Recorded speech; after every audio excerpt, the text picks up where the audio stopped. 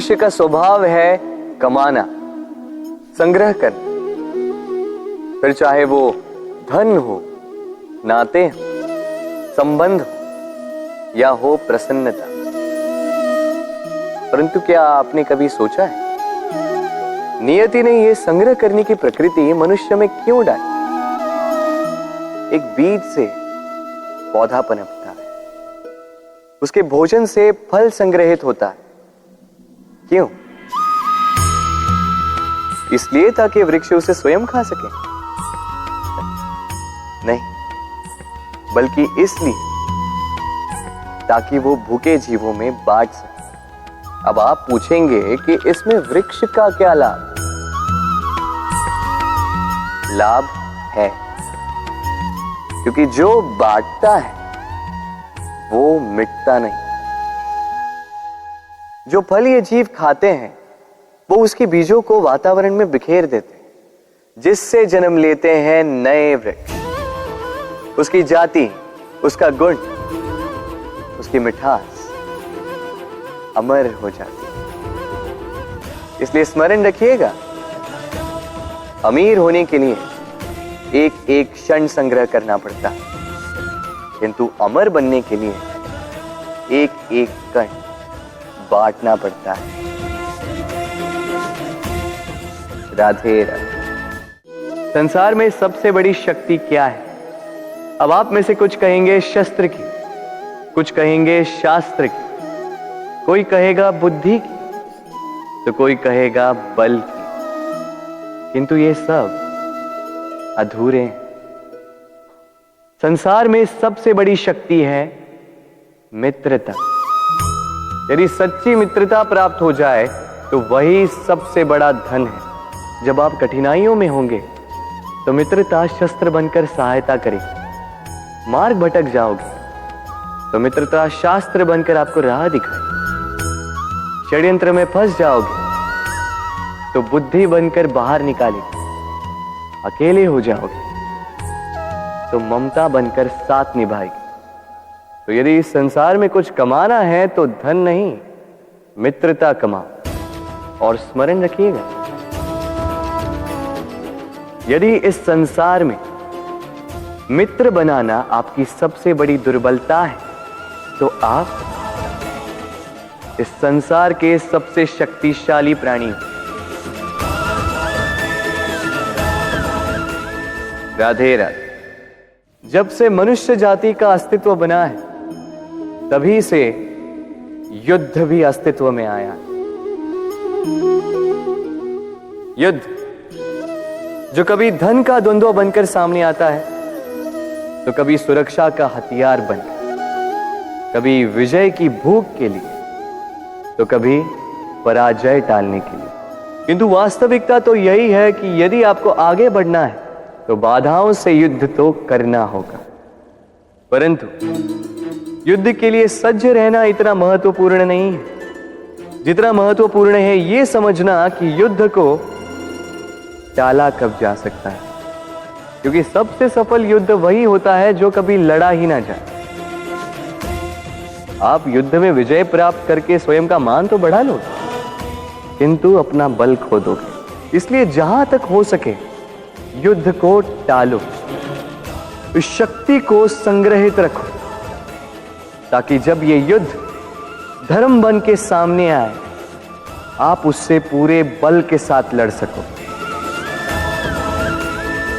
राधे राधे। मन बड़ी ही विचित्र कृति है ये मन।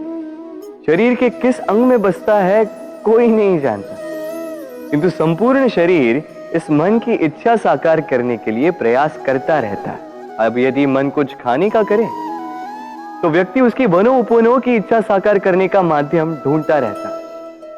अब यदि मन किसी को शत्रु समझ ले तो व्यक्ति उसे नष्ट करने का हर संभव प्रयास करता है। अब यदि मन किसी से प्रेम करे तो उसकी प्रसन्नता के लिए हर सीमा लांघने के लिए सज्ज रहता है। परंतु जीवन सुखद हो इसके लिए आवश्यक है कि मन खाली हो। इस बांसुरी की भांति भीतर कुछ भी नहीं, न राग है न द्वेष, तब भी तार छेड़ने पर स्वर निकलता है। इसी प्रकार मन को भी भावनाओं से मुक्त रखना आवश्यक है। स्मरण रखिए, मन में कुछ भर के जियोगे तो मन भर के जी नहीं पाओगे। राधे राधे।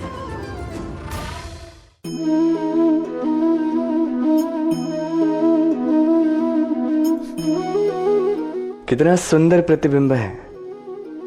इसका कारण क्या है? मेरा रूप सुंदर है या ये जल स्वच्छ है? नहीं, ये जल स्थिर है, शांत है।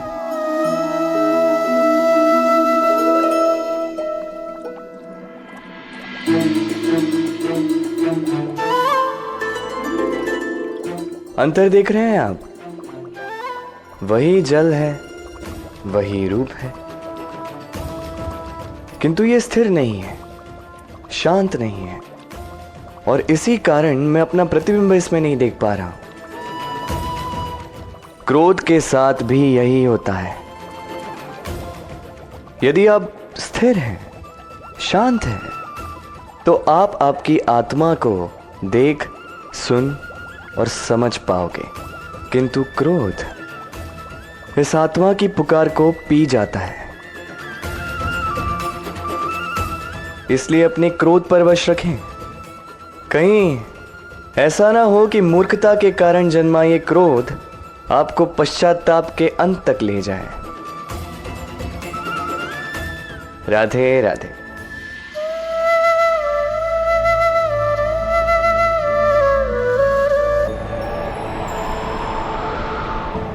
एक पिता के लिए उसकी संतान उसका गर्व है, उसका अहंकार है, और संतान के लिए उसके पिता उसका आदर्श, उसकी प्रेरणा। बिना कहे पिता संतान की हर इच्छा समझ जाता है और उसे पूरी करने की चेष्टा करता है। दूसरी ओर संतान सदैव प्रयास करता है कि अपने माता पिता को गर्वित करता रहे, किंतु ये बंधन एक स्थान पे आके टूट जाता है। तब जब संतान स्वयं की इच्छा से अपना जीवन साथी चुनना चाहे। क्यों? कारण है संवाद की कमी। जब बात आती है संतान के विवाह की, तो माता पिता सोचते हैं कि इसमें संतान से क्या पूछना, हम उसके लिए कुछ अनुचित तो चाहेंगे नहीं।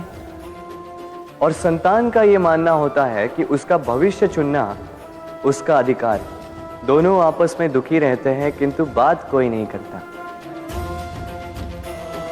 होना यह चाहिए कि माता पिता को उसी स्नेह के साथ संतान की इच्छा समझ लेनी चाहिए, और संतान को उसी विश्वास के साथ माता पिता को विश्वास में ले लेना चाहिए। एक बार संवाद करके देखिए, वर्तमान और भविष्य दोनों ठीक हो जाएंगे और मन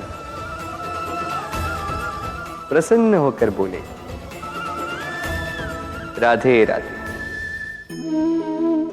हम में ऐसा कोई नहीं होगा जिसने वृक्षों को ना देखा, वृक्षों पे इन पक्षियों को ना देखा, इनके घोंसलों को ना देखा, इन पक्षियों को अपने छोटे छोटे बच्चों को भोजन कराते ना देखा। संसार का सबसे ममत्व वाला दृश्य होता है। चिड़िया दूर से अपने चोंच में दाना भरकर लाती है, स्वयं भोजन करने में असक्षम संतान की चोंच में डालती है, स्वयं भूखी रहकर निस्वार्थ निश्चलता से। और जब संतान के पंख निकल आते हैं, वो उसे उड़ना सिखाती और उसके पश्चात उसे स्वतंत्र कर देती है अपना जीवन जीने के लिए, इस आकाश में उड़ान भरने के लिए। और हम मनुष्य क्या करते हैं? जिस संतान को हम पंछी की भांति पालते हैं, उसके पंख निकलते ही हम उसे बांध देते हैं, ये सोच के कि कहीं वो दूर उड़कर न चली जाए। ऐसा नहीं कि इस स्थिति में माता पिता को संतान से प्रेम नहीं है, अवश्य, किंतु इसमें प्रेम पर मोह भारी पड़ जाता है, जो स्वयं अपने और संतान के भविष्य के बीच में बाधा बन जाता है। हम ये भूल जाते हैं कि हम केवल जन्मदाता हैं, भाग्य विधाता नहीं। तो जब प्रेम में मोह आ जाए तो वो प्रेम नहीं, स्वार्थ बन जाता है। इसलिए प्रेम को पास रखिए और मोह को दूर, क्योंकि जिससे प्रेम करते हैं उसका विकास नहीं रोका करते। राधे राधे।